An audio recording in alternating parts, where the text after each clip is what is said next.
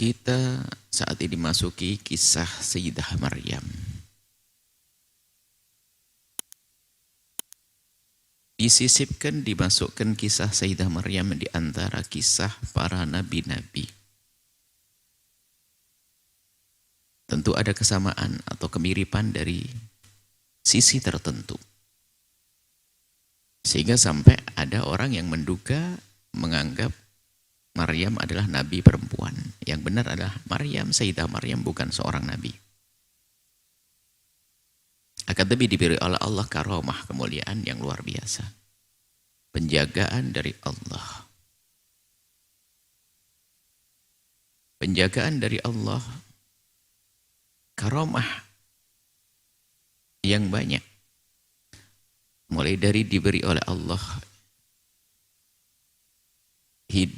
buah-buahan di buah-buahan musim dingin di musim panas, dan buah-buahan musim panas di musim dingin. Di saat melazimi tempat ibadahnya di bawah naungan Zakaria, Nabi Zakaria. Kemiripannya dengan nabi-nabi sebelumnya atau kisah-kisah sebelumnya adalah dari sisi apa yang Allah berlakukan kepada hambanya, sesuatu yang keluar dari kebiasaan, khariqun lil 'adati. Nanti kalau kita masuk pembahasan akidah, ada sesuatu yang terjadi khariqun lil 'adati, sesuatu yang keluar dari kebiasaan jika terjadi kepada para nabi dan utusan disebut sebagai mukjizat. Namun ini bukan seorang nabi. Maka ada kejadian yang luar biasa yang Allah berikan kepada seorang manusia yang mereka bukan nabi, tapi mereka adalah orang-orang yang baik, orang-orang yang soleh, yang namanya karamah.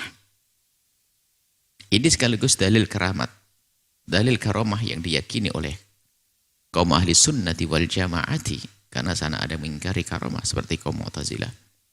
Kita ahli sunnah wal jamaah mengakui adanya karamah, yaitu kejadian yang luar biasa, di luar kebiasaan, kejadian dahsyat yang Allah berlakukan kepada hambanya yang soleh, yang bukan nabi dan utusan Allah. Terjadi pada Sayyidatina Maryam. Sayyidatina Maryam adalah bukan seorang nabi, tapi wanita solehah yang menjaga dirinya dan dijaga. Bagaimana tidak dijaga? Beliau menjaga dirinya, meletakkan dirinya di sebuah tempat.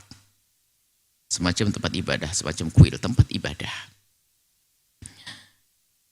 Dan telah diwakafkan oleh ibundanya yang bernama Hana.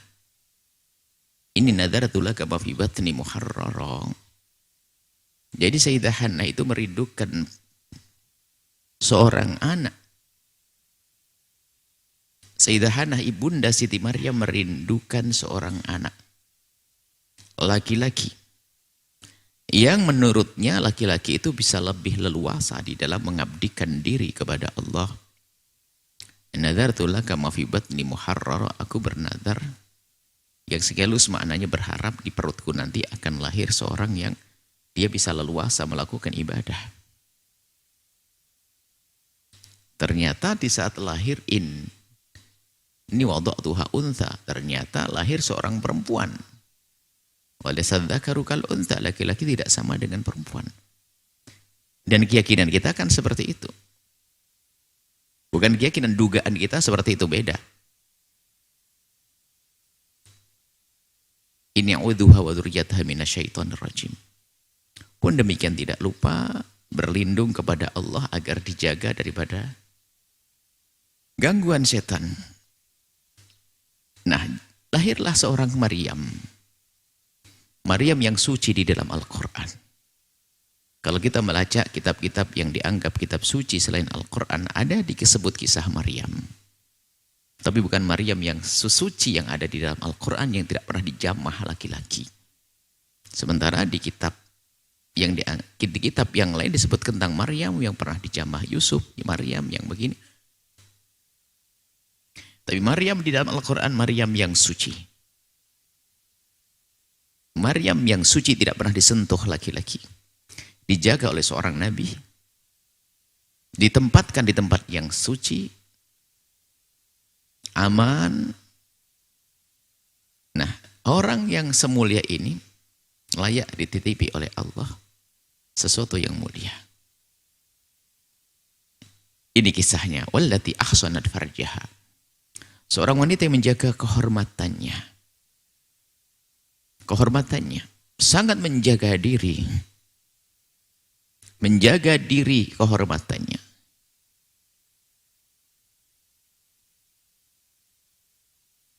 Sehingga tidak berurusan dengan laki-laki.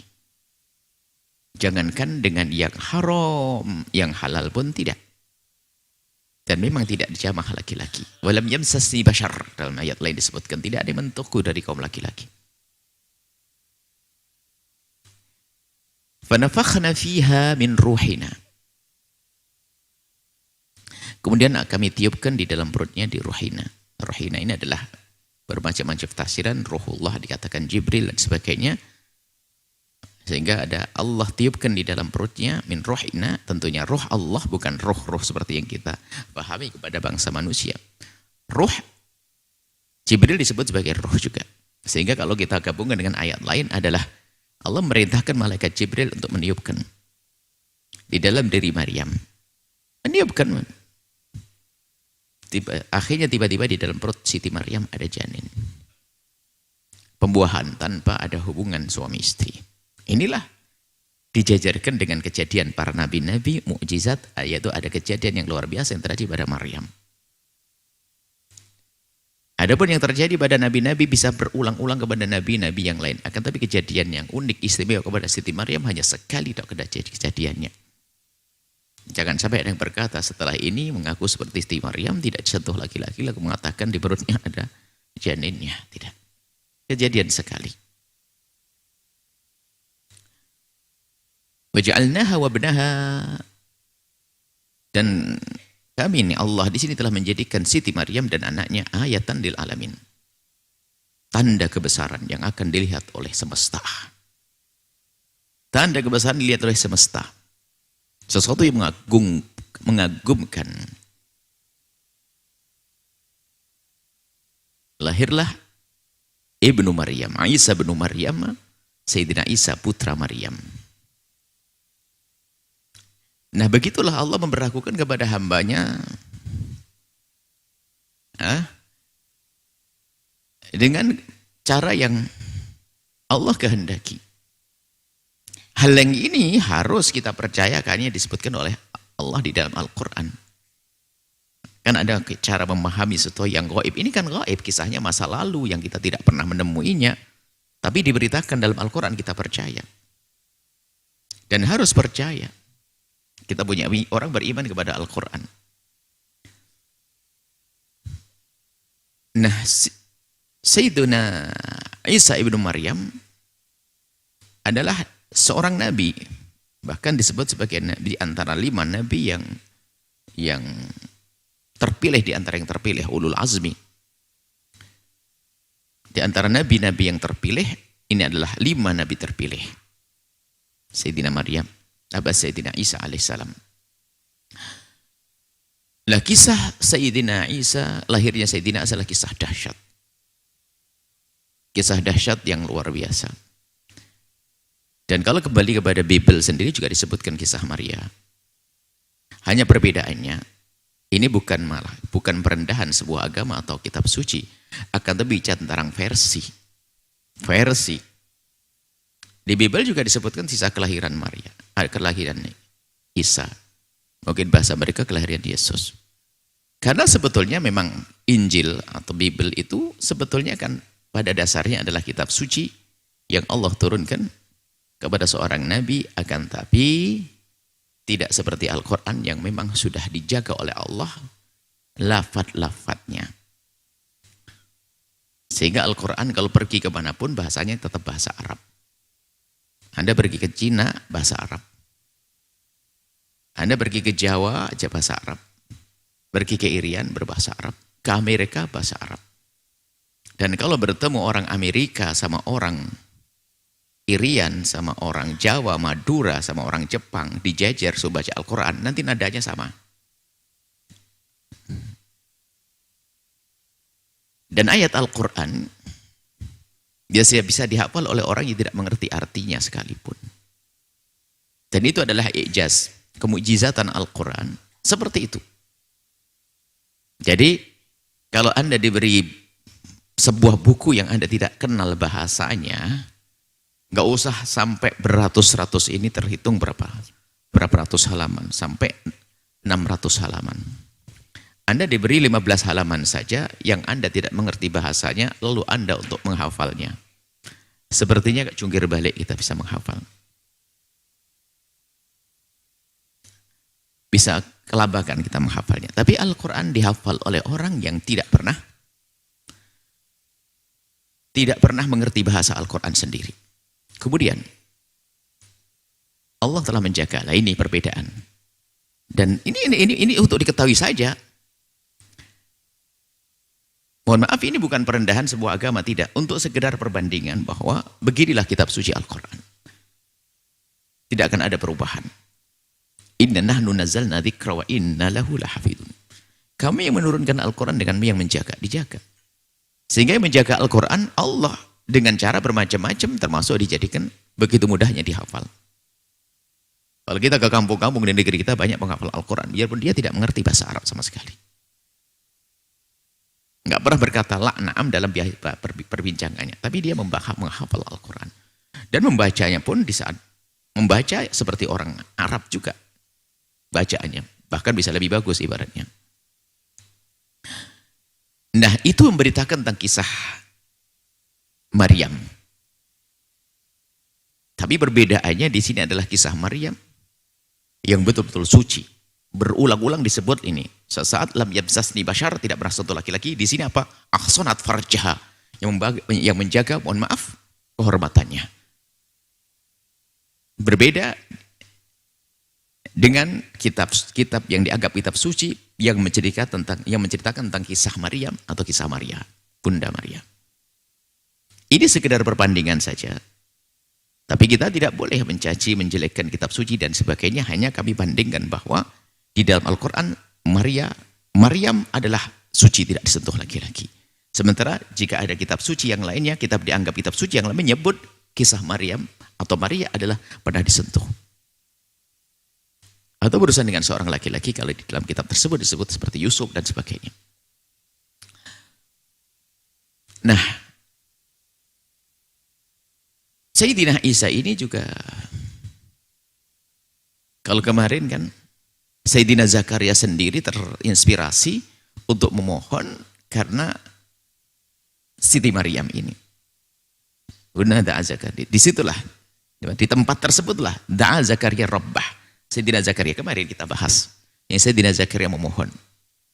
Dan Sayyidina Zakaria itu ya merasa bahwasanya sudah tua, istrinya imraati akhir, dikatakan orang yang mandul dan sebagainya. Tapi dengar ini Siti Maryam punya anak tanpa seorang ayah dengan kuasa Allah. Maka ini membangun kita itu husnudon. Dalam keadaan apapun jangan gampang patah. Nggak mungkin. Selagi masih wilayah mungkin, memohonlah kepada Allah. Dan yang serius. Dan setelah diberi seolah-olah tidak sesuai dengan apa yang kita inginkan, jangan prasangka buruk kepada Allah. Selagi Anda serius tidak memohon, Allah akan kasih sesungguhnya. Kembali kepada kisah Sayyidah Hannah itu, Sayyidah Hannah merindukan seorang anak laki-laki yang hebat, yang bakal bisa mengabdikan diri kepada Allah dengan kelaki-lakiannya. Tapi inni wada'tuha untha, dia tapi keluar seorang perempuan. Oleh sadzakar wal untha, laki-laki tidak seperti perempuan. Tapi apakah Sayyidatuna Hannah ini tidak dikabul doanya atau tidak dikaruniai oleh Allah seperti apa yang ia mohon? Oh tidak. Sayyidah Hannah diberi oleh Allah seorang wanita namanya Sayyidah Maryam. Sayyidah Maryam ini biarpun dia seorang perempuan ternyata kualitasnya kayak laki-laki. Bahkan kalau kita baca ayat selanjutnya di surat Maryam itu di berikutnya adalah Sayyidah Maryam itu dijajar warka'i ma'arraki'in. Kau bisa beribadah hai Maryam seperti laki-laki dasar yang beribadah. Dan ternyata tidak sampai di situ, panjatan doa seorang nenek menjadikan sebab Allah karuniai Siti Maryam melahirkan seorang anak yang namanya Nabi Isa alaihissalam. Doanya Dikabul di Sayyidah Maryam seolah-olah perempuan tapi kualitasnya laki-laki. Tidak sampai di situ, Sayyidah Maryam melahirkan seorang anak laki-laki sesuai dengan keinginan neneknya. Jadi kalau Anda berdoa itu jangan tanggung-tanggung. Dan mungkin tidak tampak di anak Anda, tapi akan tampak di cucu Anda. Dan Sayyidina Isa alaihissalam ternyata bukan laki-laki sekedar nabi, tapi nabi yang punya keistimewaan di antara nabi-nabi yang lainnya. Yang nabi-nabi yang lainnya rindu sambung dengan Nabi Muhammad. Sayyidina Isa alaihissalam nanti kelak akan akan diturunkan oleh Allah, hadir menjadi umat Nabi Muhammad sallallahu alaihi wasallam nanti di akhir zaman. Jadi Allah beri kelebihan berkat doanya seorang nenek bernama Sayyidah Hannah. Jadi panjatan doa itu penting. Dibarengi dengan husnul kepada Allah, dan jangan prasangka buruk di saat belum tampak dikabul doa kita padahal sesungguhnya dikabul. Kan itu perempuan, kayak tidak dikabul, wong mintanya laki-laki yang hebat, tapi keluar perempuan, oh tidak, perempuan ternyata perempuan melambang, tidak kalah dengan laki-laki. Hingga sampai lahir Sayyidina Isa alaihissalam, ternyata saat Nabi Isa bukan nabi pada zamannya saja, ternyata itu seorang nabi yang sambung dengan nabi paling mulia Nabi Muhammad sallallahu alaihi wasallam.